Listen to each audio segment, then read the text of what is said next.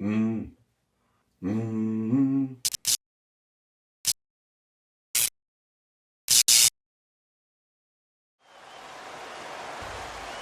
Good evening, ladies and gentlemen. We are live at the Halifax Forum. Big game tonight. Sellout crowd. 450 people in Halifax showed up. And guess what?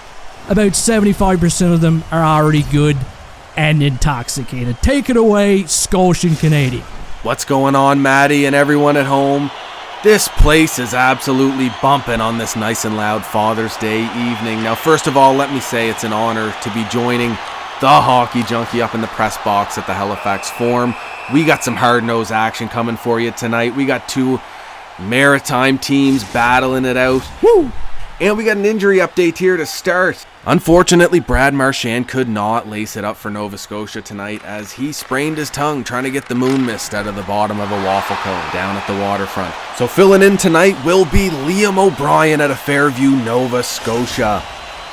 And yet another act of selflessness and leadership during a ceremony on the Dartmouth Ferry last night with Anne Murray and the Trailer Park Boys in attendance. Sidney Crosby passed the torch and bestowed the C onto the jersey of Nathan McKinnon. It was a touching moment. Was it ever, junkie? Bagpipes in the background and all. Now we're in this building and it is absolutely rocking in here. As soon as the boys hopped off the ferry and showed up at this game, it got pretty loud in here. Thanks for joining us tonight, and we'll be back with you for live updates from this historical hockey event out on the east coast of Canada.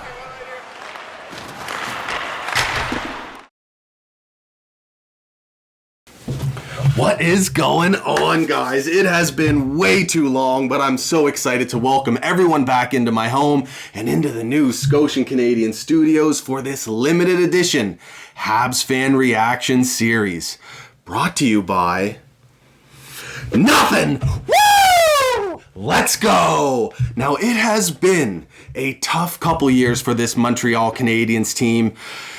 It has been difficult to sit through on a lot of nights, despite this team providing us some excitement along the way. Mind you, we've been dealt some blows as well. But guys, I think we have now already seen the worst days, and all that's left to come is a lot of good for this Montreal Canadiens hockey team. There was tons of encouraging signs for this core throughout this season. The compete level, they led the league in 1-goal losses. They were in every game, and they got a lot of wins against some very strong NHL competition. It wasn't until about the trade deadline when they finally traded Sean Monahan and got a nice return for him, if I do say so myself, that the team really started to struggle with lack of depth and the injuries finally started to pile up. I really think this is a team that is about to turn a corner here. Now, we're clearly not where we want to be at this time of the year. But there is some important dates coming up for the Montreal Canadiens here soon, including the NHL Draft, in which we hold 12 picks, including the number 5 overall and the number 26. Who are they gonna pick? It is too bad we didn't win the lotto and get a shot at Macklin Celebrini. And I don't think Caden Lindstrom's dropping that far to us at 5, but there's talk that Ivan Demidov, the Russian star forward, could drop to us. Are we gonna go there? I don't know, guys. I'm no prospect expert. You're gonna have to keep me informed on this one. And then we got free agency right after that. And Kent Hughes, as well as Jeff Gordon, have been known to be very active before and after the draft. 2 years in a row, they've made some massive moves to change the outlook of this Montreal Canadiens team. Are we going to see that again over the next couple weeks? And the rumors are already swirling. You know it. There's the Zegras sweepstakes. Patrick Laine's name is out there now. Then, of course, there's Marty Netjes after the performance he just had at the World Championships that has everybody looking his way. Montreal does have the assets to make some moves here. Lots of picks that could potentially be moved. Prospects, roster players. And now there's even reports that Kent Hughes could be active at free agency, so I guess we'll have to wait and see. But right now, I would absolutely love to go into a deep dive on this Canadiens team and what I've missed over the last couple years. Now, I'm going to need your guys' help. Over the next month, I've got 4 episodes of off-the-wall content coming out. And along the way, I'm going to be asking you questions. And I'm hoping to gather enough fan-generated content to create a 5th and final bonus episode. To have your chance to get on the 5th and final episode, you can email me your video clips or audio clips to ScotianCanadien@gmail.com, or you can DM them to me on Twitter or Instagram. Now, right off the bat, we are gonna get into it. I cannot wait any longer to talk about this player. I'm so excited for what he's brought so far and what he will bring to this franchise. 6'4", 240, undrafted and signed by Marc Bergevin. Defenseman, Arber Xhekaj. Oh my God, this guy is a unit out there, known for his fisticuffs.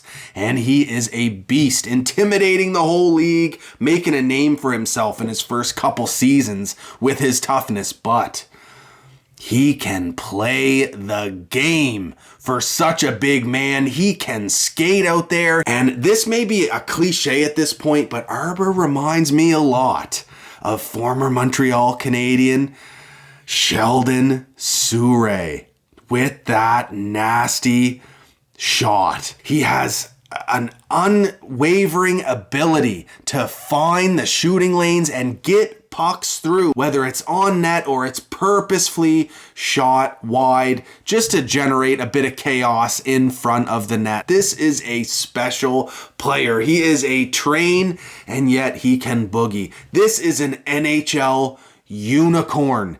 These types of players can have a huge impact on an NHL roster, specifically in the playoffs. And he also seems to have a knack for consistency, which is always a good sign of an impact NHL player. I don't know if you guys have looked at his DB page, but he had 6 goals, 11 assists for 17 points in each of his last 3 OHL seasons. And then in his run to the OHL championship, in which he played lights out for Hamilton, he had 6 goals, 10 assists for 16 points. He almost did it again. He then joins the Canadiens and he puts up 13 points in 51 games in his debut season. And like I mentioned, he is making a name for himself out there as a tough SOB. Have you seen the mitts on the guy? It looks like he's wearing a baseball glove at all times. It is shocking. And then he follows that up in this most recent season, 44 games played, 3 goals, 7 assists for 10 points. And his season is cut short due to injury. He's had his shoulder repaired now. I think both of them repaired, actually. But before he can play next season, he's got to sign a contract. He is due. He's a restricted free agent, and I think this is one of the most pressing pieces we need to get locked up here ahead of next season. And I'm sure you guys know this, but Kent Hughes went out of his way last year at the draft to snag Arber's brother Florian, who is cut from the same cloth. He had an amazing season this year for the Bulldogs, plays a very similar style to his brother. However, he is at forward. So the fact that we got the Super Smash Brothers on the Montreal Canadiens moving forward, I can't even begin to tell you how excited I am for what these guys can bring. Now, my first question for you guys here is, after what Arber has shown so far in his early NHL career, plus the fact that we drafted Florian and got him signed to a professional contract, is Arber an untouchable on this Montreal Canadiens core? Do you think he's going to be a piece that's in our top 4, potentially, maybe even on our top pair? Is he an untouchable for the Montreal Canadiens? Next up, we got Kirby Dach, centerman at 6'4", 217 pounds. He was acquired by the Montreal Canadiens on the draft floor in Montreal. That trade announcement was absolutely huge, and I was pumped to hear we acquired Kirby Dach. Let me tell ya. Now, I was sad to see Alex Romanov go. I was a huge fan of his physicality on the back end, but our defensive pipeline, especially on the left side, was so stacked and still is that we could afford to give up that price. So in a three-way deal, we shipped Romanov to the Islanders for the 13th overall pick in that draft, and then we sent it to Chicago for Kirby Dach. I am shocked that Chicago was trading him in the first place, but I'm very happy he landed in Montreal, and he has been very impressive in his short stint with the Canadiens so far. And I say short because even though he was acquired a couple years ago, he's only played one season.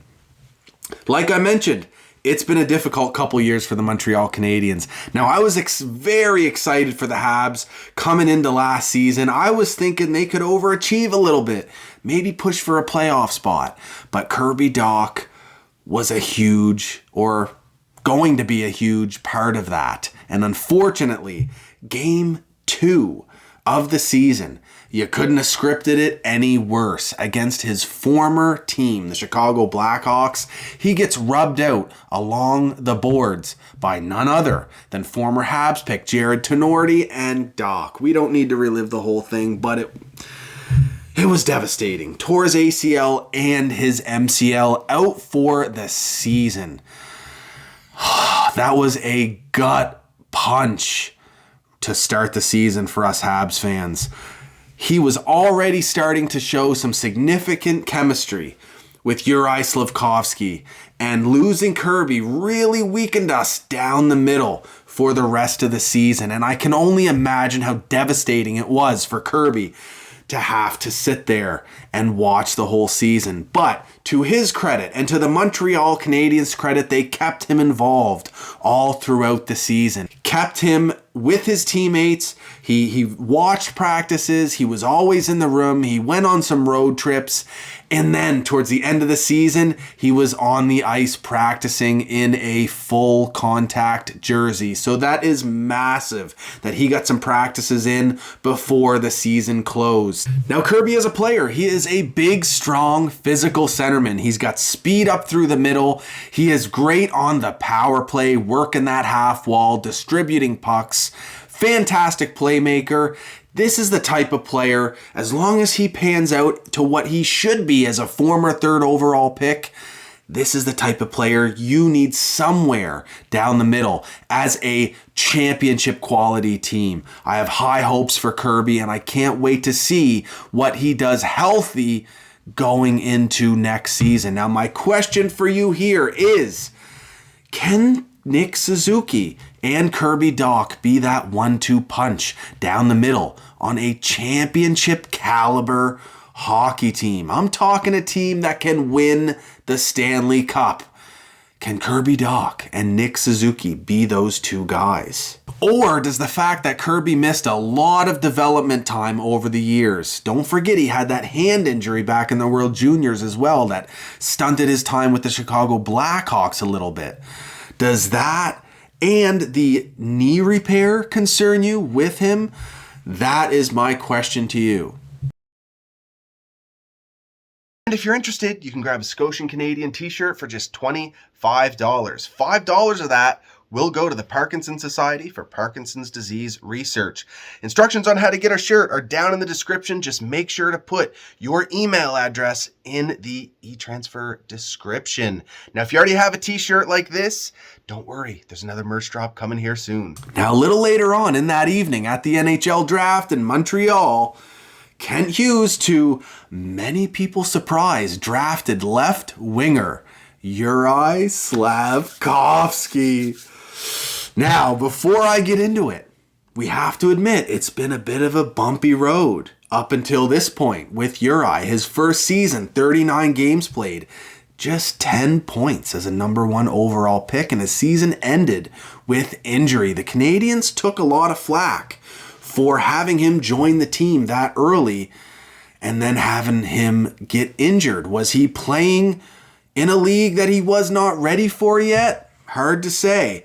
But then he came into last season and he ended up playing the full season. But to start, it was a little bit slow. Like I mentioned, him and Dach early were getting some chemistry, but then unfortunately Dach leaves, and Slafkovsky seemed a little bit out of sorts. A little uncomfortable at the NHL level. However, later on in the season, I guess Nick Suzuki went to Coach Marty and asked, hey, let's get Slafkovsky up on this line. Marty obliged, put him up there, and Slav has not looked back ever since. And he's now looking much more poised at the NHL level. He closed this most recent season hitting the 50-point mark as a 19-year-old.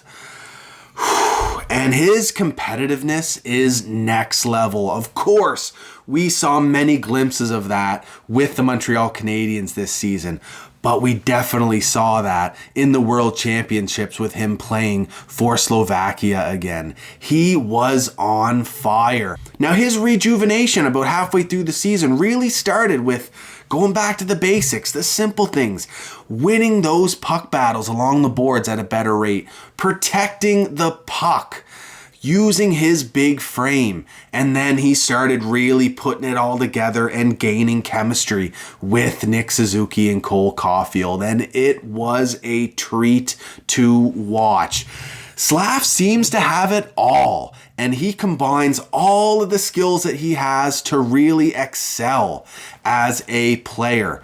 And that's what elite players do. He can be a threat as a shot, which he'll then use to open up passing lanes and find his teammates alone, because Slav's drawn all that attention to himself.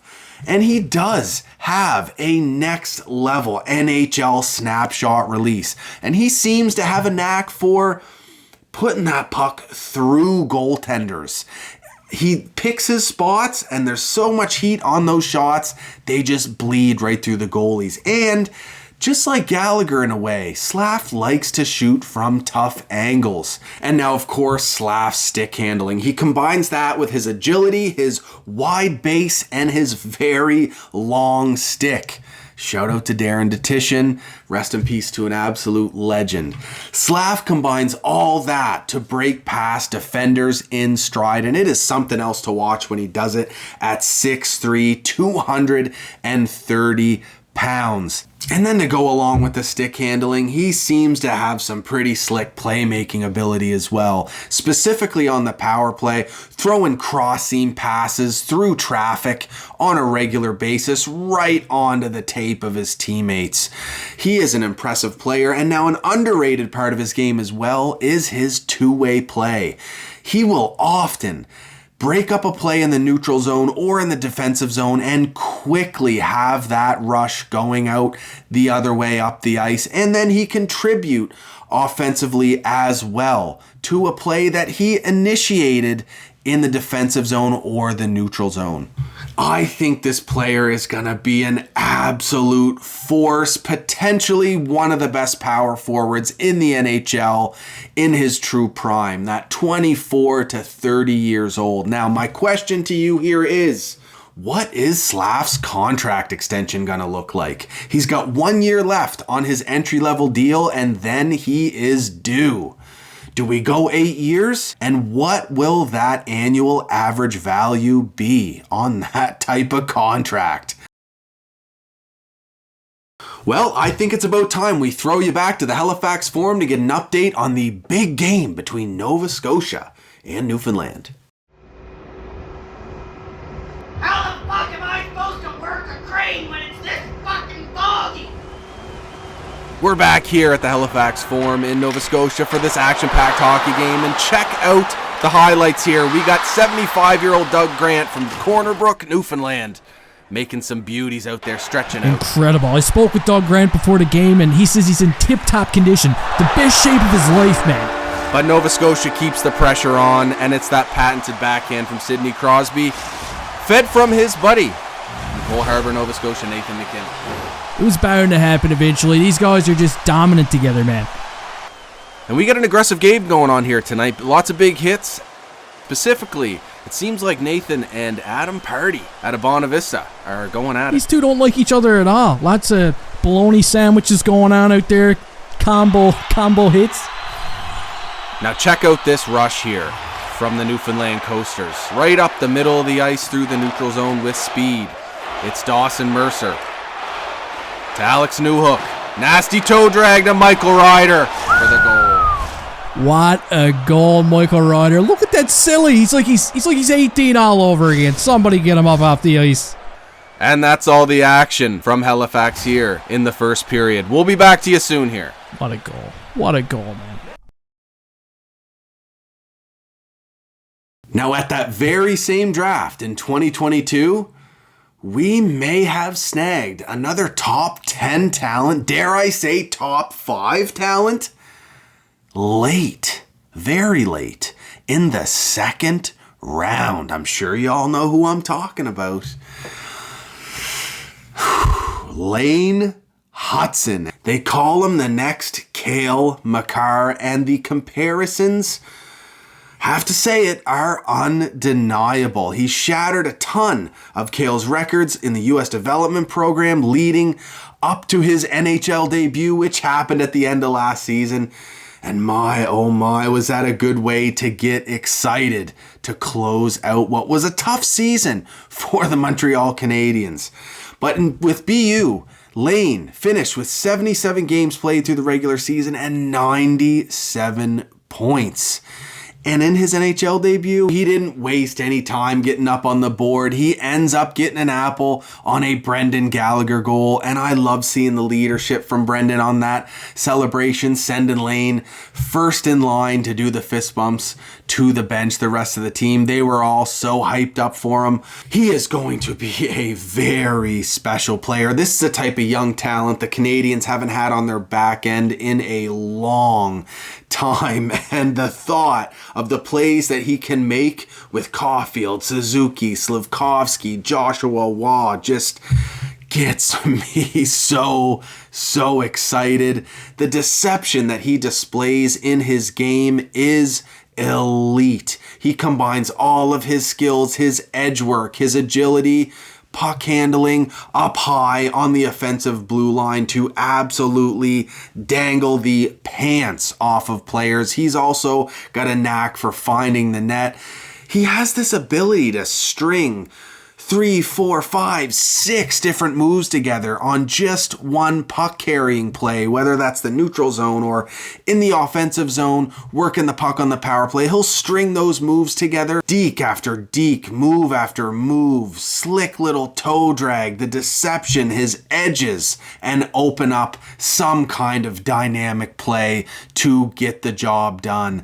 It just seems like the opposition defense has absolutely no idea what he's gonna do, and they're scared to commit to him because they don't want to get deked out of their pants. He's also got next level compete. He's been one of America's best defensemen for many years now. He was the top defenseman at the under 18 World Championships, and then he won the 2024 World Juniors with the USA, which involved actually a bit of a brawl at the end of the gold medal game, in which Lane got involved in, and despite being a small little guy, he showed some fire sticking up for his teammates in that situation, which was pretty cool to see. Now, in terms of pure skill, I don't know if there's any player I'm more excited about right now for the Montreal Canadiens than Lane Hutson. But I have been burned in the past, getting a little too overexcited about skilled players. So my question to you guys is Lane Hutson really the next Cale Makar? That's a pretty high level to reach. We're talking about now a Stanley Cup champion and Norris winning defenseman. Does Lane really have that potential? I'm asking you. And if you're interested, you can grab a ScotianCanadien t-shirt for just $25. $5 of that will go to the Parkinson Society for Parkinson's disease research. Instructions on how to get our shirt are down in the description. Just make sure to put your email address in the e-transfer description.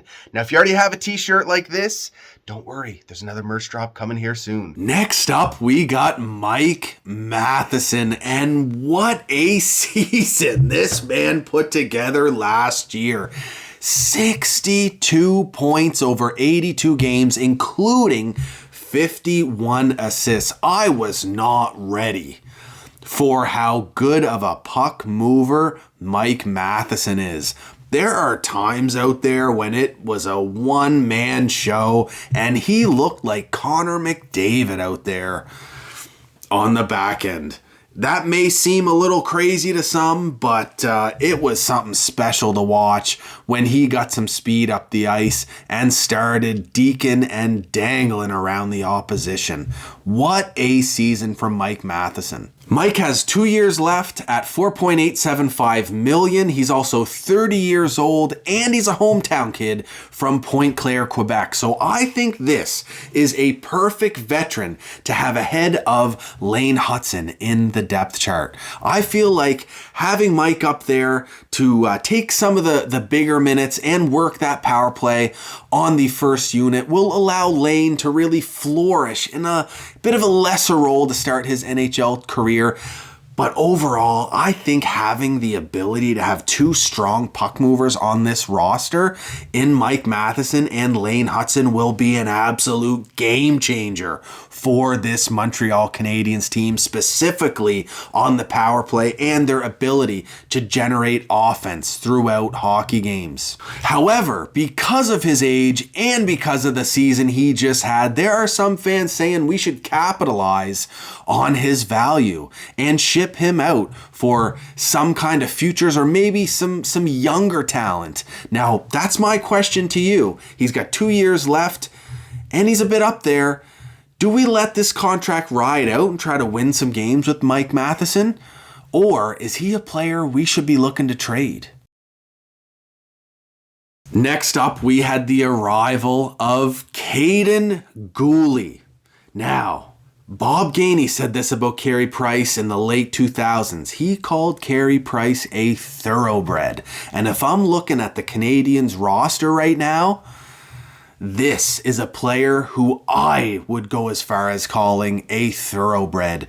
This man was born to play hockey. 6'3", 201 pounds. He's now played 2 NHL seasons and has 114 games under his belt. And he's played some very strong, physical, shut-down hockey, as well as showing some of his offensive prowess along the way. He upped his point totals this year. He had 6 goals, 16 assists for 22 points.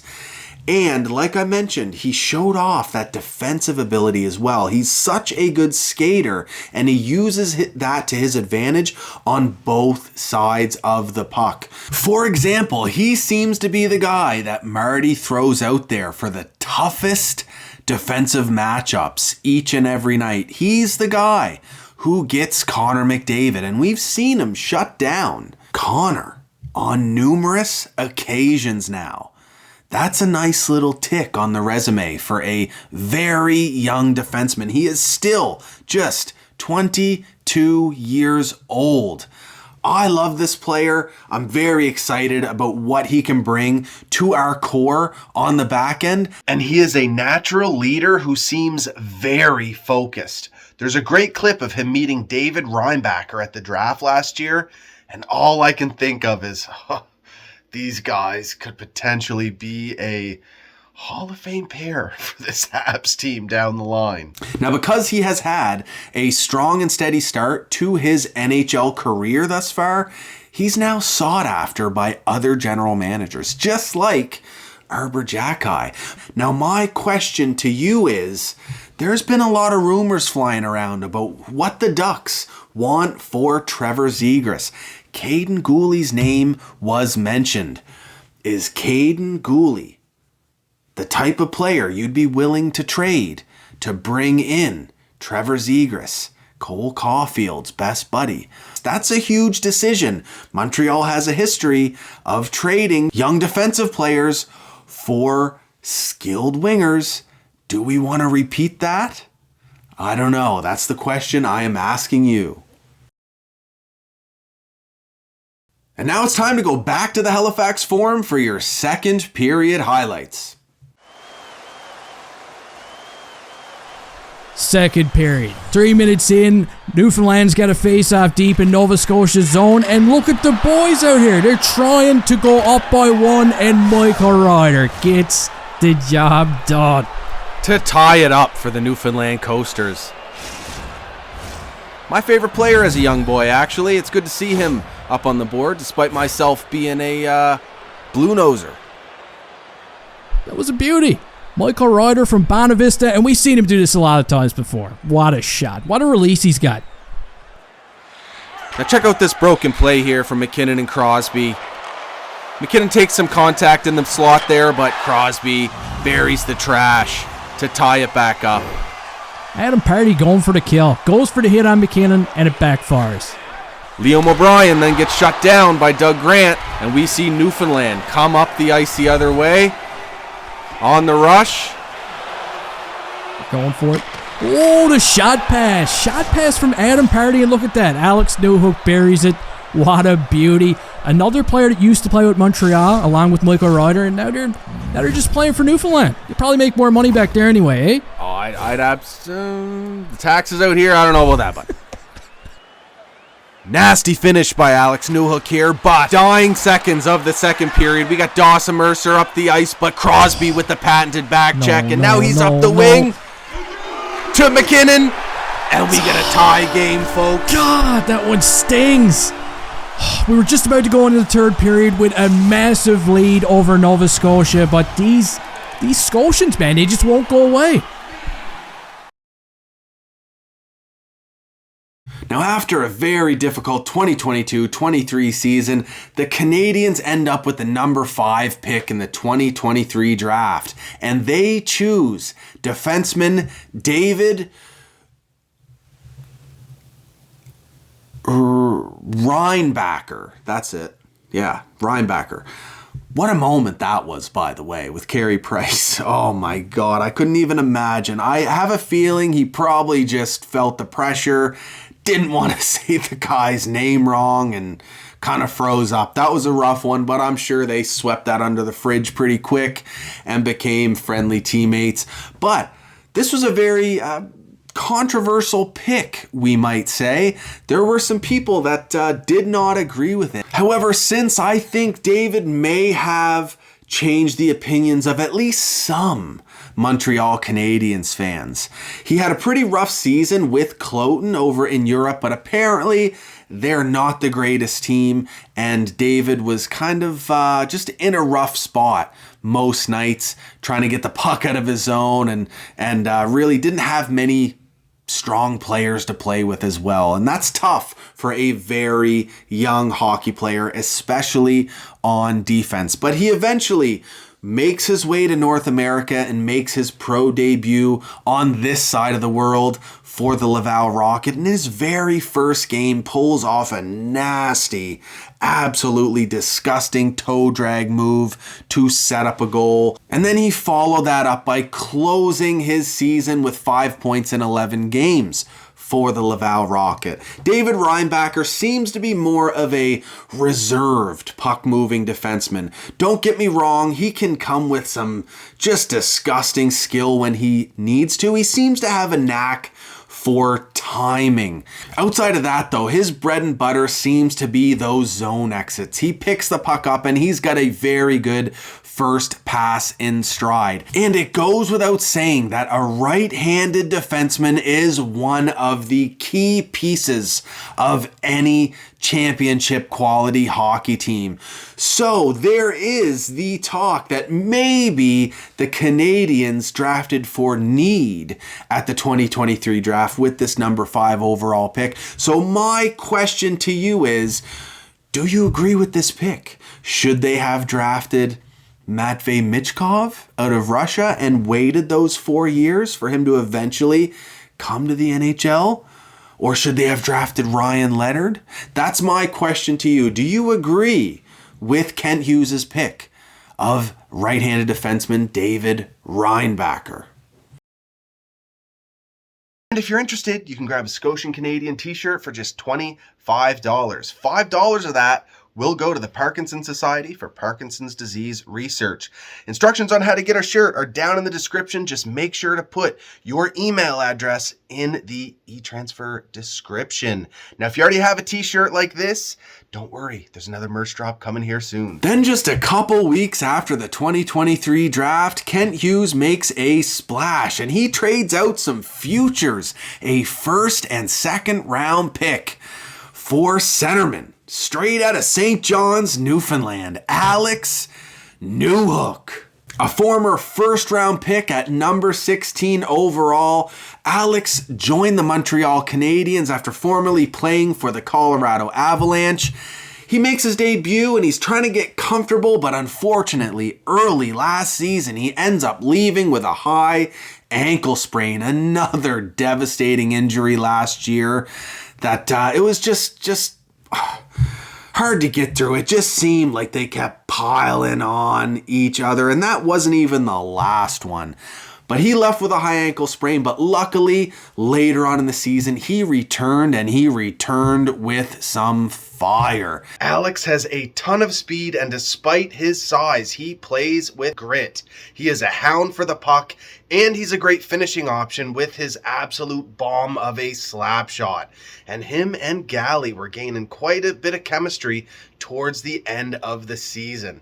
Now, it's important to note that after Kent acquired Alex from Colorado, he locked him up to a nice contract. 4 years, $2.9 million. I think that gives Alex a good amount of time to really develop into a strong top 9, potentially top 6 NHL centerman. But my question to you is, do you see Alex Newhook as a core piece of this Montreal Canadiens team moving forward?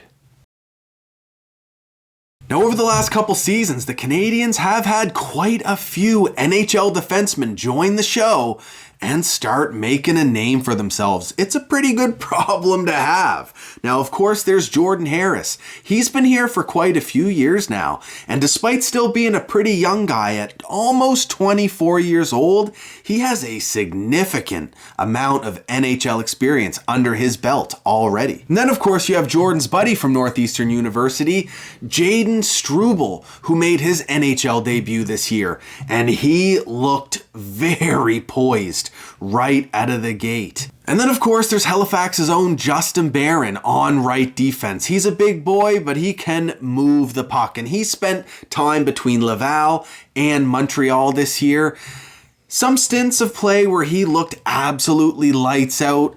Then other times looked a little disconnected out there, specifically in the defensive zone. So my question here to you is, there's a bit of a logjam on the back end for the Montreal Canadiens. Out of these 3 defensemen, Jordan Harris, Jaden Struble, or Justin Barron, which one of these guys do you see as trade bait? Not only trade bait, but a piece that we could ship out and get something back of significant value. What's the play here for Kent Hughes? Now, I think we were about at the midway mark of the season, maybe a little bit after that, and Joshua Waugh made his NHL debut, and I was extremely excited for this day. I've been keeping an eye on Josh Waugh ever since we snagged him in the 5th round. It has never made sense to me why he went that late in the NHL draft. This player has absolutely turned around the trajectory of his NHL career. He has been on absolute fire these last few years offensively from right wing, starting with how he closed out his junior career. In his second last season with the Sherbrooke Phoenix, he had 120 points, including 51 goals in just 66 games. Then in his final season, 99 points in 55 games. Then he goes to the World Juniors in Halifax, works his way up onto a line with Connor Bedard, who was lights out in that tournament, by the way, but so was Joshua Waugh. 7 games played, 11 points, and they win the gold medal. What a tournament that was in Halifax. Then he makes his pro debut in 41 games, 32 points for the Laval Rocket. Then he makes his NHL debut, and right off the bat, he is putting up points for the Montreal Canadiens. 9 points in 23 games, until lo and behold, he gets injured and is out for the rest of last season.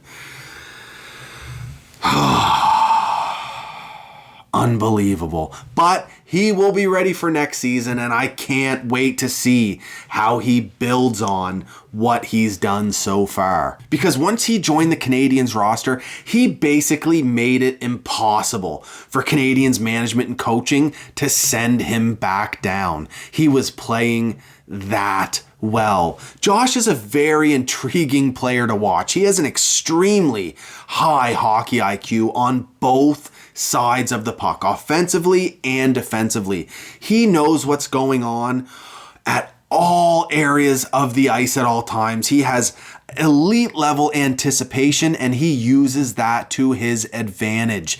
He has taken some flack for his skating ability, but I feel like that's more so he just has a bit of an awkward stride, and he looks unique skating, we'll say, but he still has that speed, and he always finds a way to get into the slot. He likes to trail in late and become the shot option coming into the slot, and he'll finish if you can find him there. Now, I personally think the sky is the limit for Josh Waugh. As many people know, he was drafted number 1 overall into the QMJHL. He had some development struggles early on, and that may be why he dropped late in the NHL draft to the 5th round, but I feel we got an absolute steal. And not only do I think he is going to be an NHLer and never look back now, I could see him potentially being a top 6 piece for this Canadiens team for many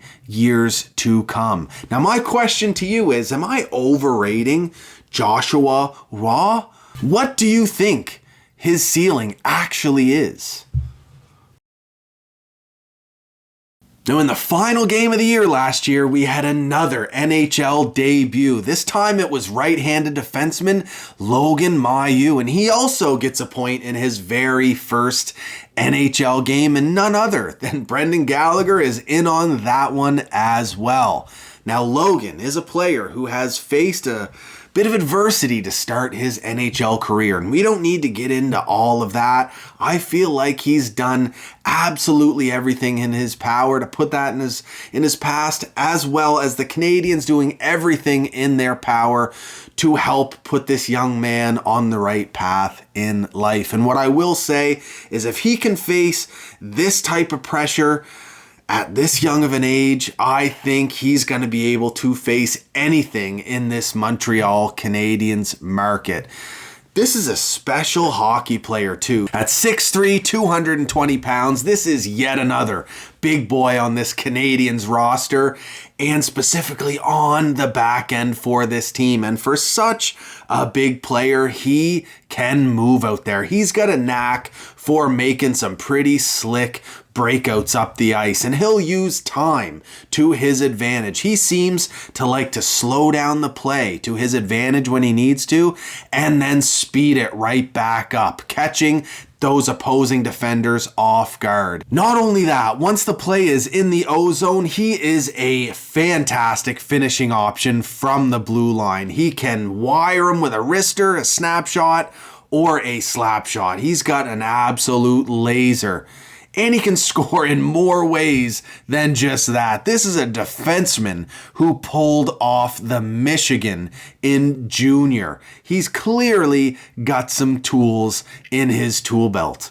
I think the Canadiens have done a fantastic job stepping up and mentoring this young man, as well as developing his hockey skills. They have been taking their time with him. He just played a full year in Laval before making his NHL debut. He finishes with 53 points in 72 games for Laval. So my question to you guys is he ready for the NHL? Is Logan going to be on the Montreal Canadiens opening night roster? It's a 3-3 tie game in Halifax between Nova Scotia and Newfoundland. Let's head back into that rockin' building to see how this game closes out. Welcome back, folks, to the historical Halifax Forum in Nova Scotia. If you're just joining us, I'm here with the one and only Hockey Junkie, and we're enjoying some Maritime hockey action here. And to start the third period early, Nathan MacKinnon with a nasty move, setting up this goal for his fourth point of the night. And it's Inverness's own Al McInnes with the patented heat seeker. Adam Pardy just got swayzed, Scotian. He got swayzed on that one. Danced up. And we'll continue here. We got a 4-3 game now for Nova Scotia. And it's Newfoundland up the ice pressing. We got Dawson Mercer to Alex Newhook in the middle. What a bomb. Clap bomb from Alex Newhook. Is that his second goal tonight? I'm pretty sure it is. He is on a roll. Michael Ryder's got a pair, and now Alex Newhook answers back once again with a pair of his own. Joey McDonald did his best there, but there was too much firepower on that shot. He's no Dougie. You got that right, Matty. I've never seen anything like it. I got to give him credit. Gray hair in a blue crease at something. Oh! Yeah, scratch that, buddy. That's a goes. heartbreaker for Newfoundland. Al McInnes with another heat seeker. This time from the point, and he blasts it home for Nova Scotia to take the lead. That one stings, man. Not going to lie. That one stings. But can you imagine from a goaltending perspective, like, look at this. Look what he's staring at. Staring down an Al McInnes slap shot is right up there with getting your colon checked, man. Unfortunately, Michael Ryder takes a late interference call to set Newfoundland back, but they get the net empty anyway and go for one final push. It's Alex Newhook. Come on, Newhook, you only got a few seconds left. Oh, man, shit. That's terrible, man. Like, I know you're excited. Nova Scotians got to be excited right now, but for Newfoundland, this is like the COD moratorium. All over again. It's devastation right across the island. What an absolute barn burner of a hockey game here tonight, folks, and it was an honor to call this with my good buddy Hockey Junkie. Great time as always, man. I can't wait to get back at it again with you. Time for some donaires, bud, and we got some good news, folks. Hockey Junkie's gonna join me for episode 2 of this limited edition series, and we are gonna talk about the exciting future that is ahead for this young, skilled and talented Montreal Canadiens hockey team. Next up, guys, let's quickly touch on a handful of veterans on this Montreal Canadiens team. Some of them are still quite young, but they've been here and have significant experience already, and others are veteran by definition, and we need to make some decisions on those guys. So first, let's start off with the younger fellas. Nick Suzuki, right off the bat, I think he is developing into one of the best leaders in hockey. Considering the market he is in especially, you hear stories quite often about how Nick Suzuki is the first to reach out to new players joining this Canadiens team, or the first to invite new players out to dinner or out for some kind of team bonding event. Fantastic. I think he's taking the reins where Shea Weber left off. And that's another reason why I think that Shea Weber acquisition was so key for this franchise many years ago. The qualities that he was able to instill into our now leader, into the next generation, Nick Suzuki. Not only that, Nick puts up 77 points in 82 games this year. He was so close to being a point-per-game player, and I do think he's going to get there soon. I also think he's going to start getting some serious respect in the Selke conversation. All it's going to take is for the Montreal Canadiens as a group to make that next step forward, get into the playoffs, and then you'll see him start collecting votes notes for that as well. And now we have Nick's line mate, Cole Caulfield, and in just his third full NHL season, he puts up 28 goals and 65 points. We also saw him sign an extension for just under what Nick Suzuki signed for. Another 8-year deal, so he is locked up at $7.85 million per year. I have to say, the internal cap structure of the Montreal Canadiens is coming together nicely. This is something that was started many years ago under Marc Bergevin and has been kept going under Kent Hughes. So yeah, gotta love to see that. Now, along with Suzuki and Slafkovsky, this has been some of the most dynamic offense we have seen from the Montreal Canadiens in years. And these guys are so young. What they can bring not only next season, but for many years to come, just gets me tingling, I have to say. It is thrilling. Now for some of the tried and true veterans here. First, we have Brendan Gallagher. He's got 3 years left at $6.5 million. Now, he did have a bit of a rebound this year, scoring 16 goals in 77 games. Not quite where you want him to be for a $6.5 million player.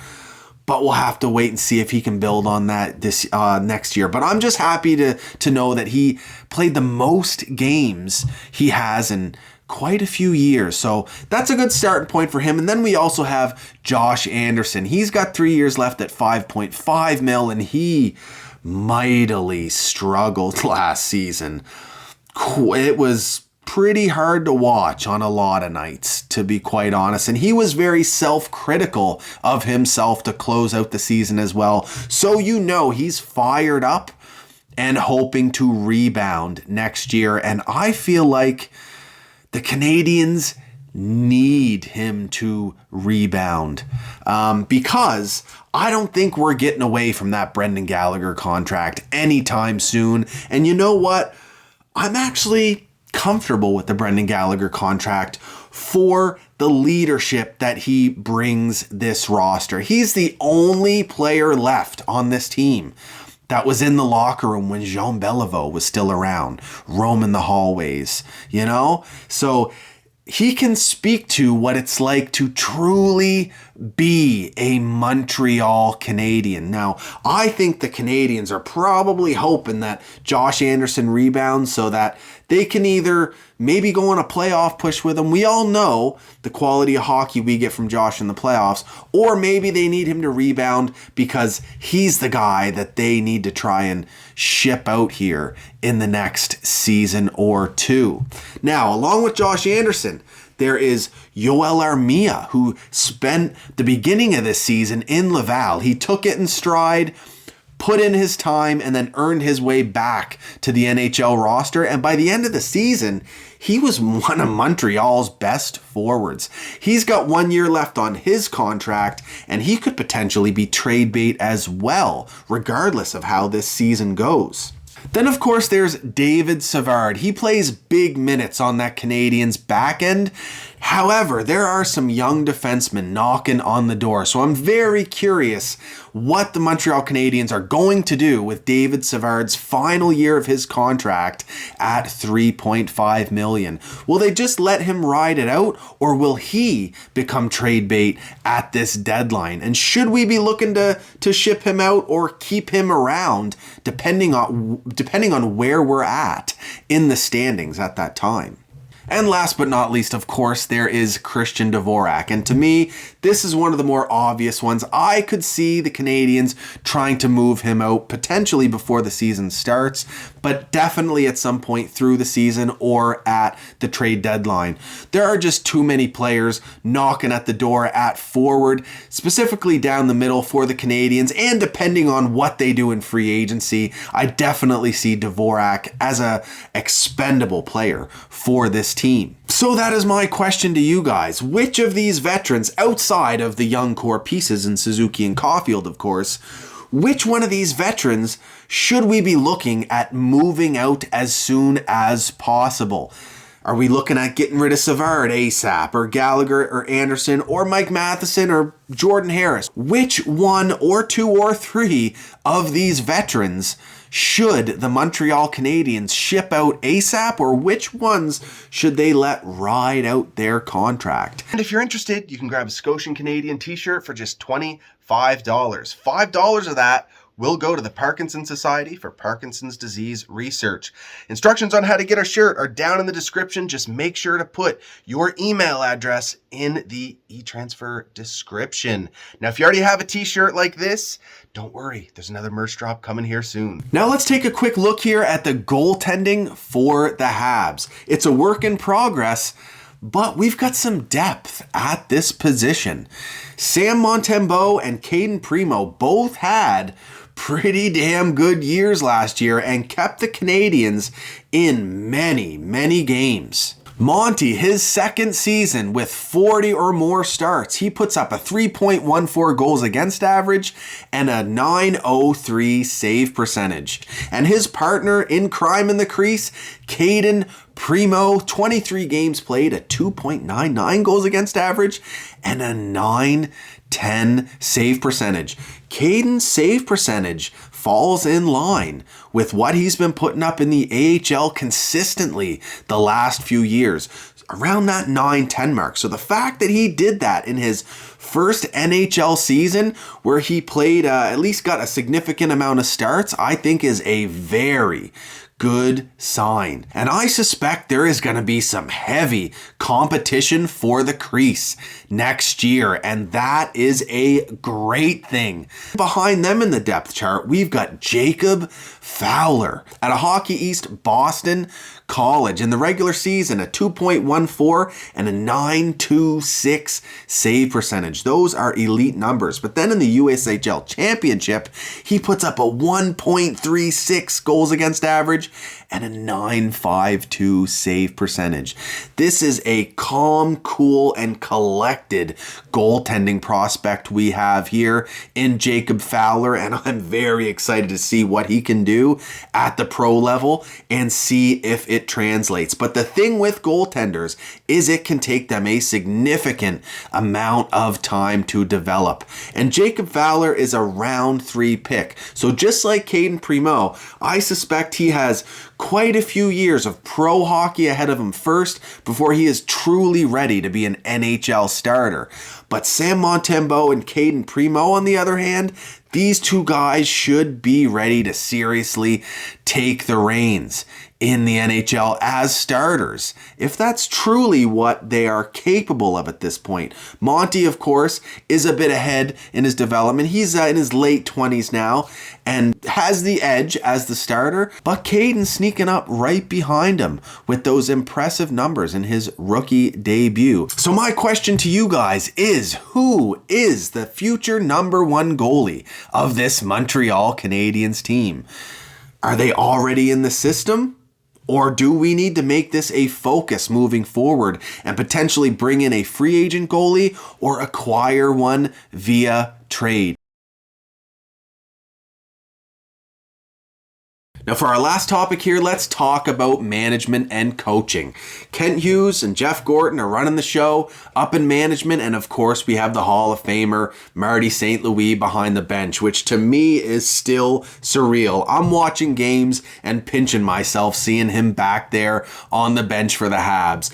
And he is doing quite the job, keeping this locker room engaged through what has been some very tough seasons. He's always got the right thing to say, and from what we're hearing about what's going on behind the scenes, he's got some pretty unique ideas and ways that he's coaching this team. I already mentioned earlier about Kirby Dach staying around the team all through his rehab and through the season that he missed on the ice.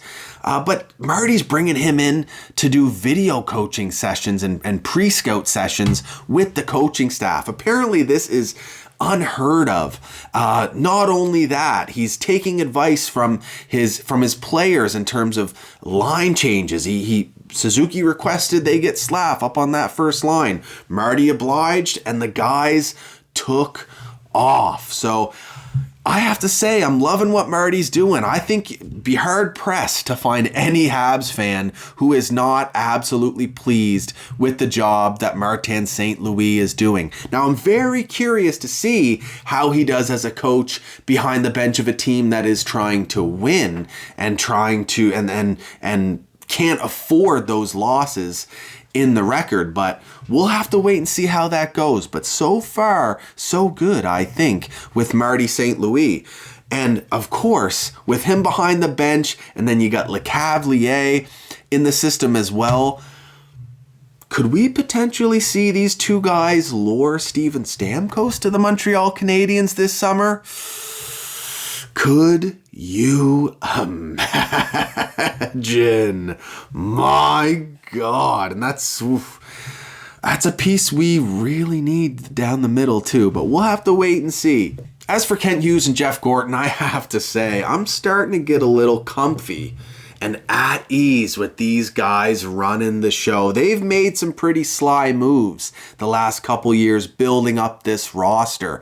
And I think it's important to note that before these guys arrived, a lot of work went into building up the prospect pool, the young talent on this team, and the culture, the locker room. And I don't think Kent Hughes and Jeff Gorton have taken that for granted. They have used so many of the pieces that they inherited to continue to improve this team without sacrificing that strong locker room we have, or without sacrificing all the really good assets and young assets we have within this franchise. I have to say, they're making it pretty easy to like what they are doing. Now, it's time to start seeing results though, so we'll have to see how next year plays out. But my question to you guys is here. Do you like what Jeff and Kent are doing to this team and building it up so far? Or are you starting to get a little hesitant after some of these draft picks, after maybe another season where they didn't really progress in the standings? What are your thoughts about this management team moving forward? Well, that's it for episode 1 of this limited edition Habs fan reaction series brought to you by Nothing. Thanks again for joining me, guys. It's great to be back. Hope you had fun, and don't forget to get in on the discussion down in the comments. We're going to use those comments to do a fan-generated 5th and final episode of this series. So don't forget to send those emails, either audio clips, video clips, answering any of the questions that I asked you guys tonight. I'll see you in episode 2. Go Habs, go, baby! Woo!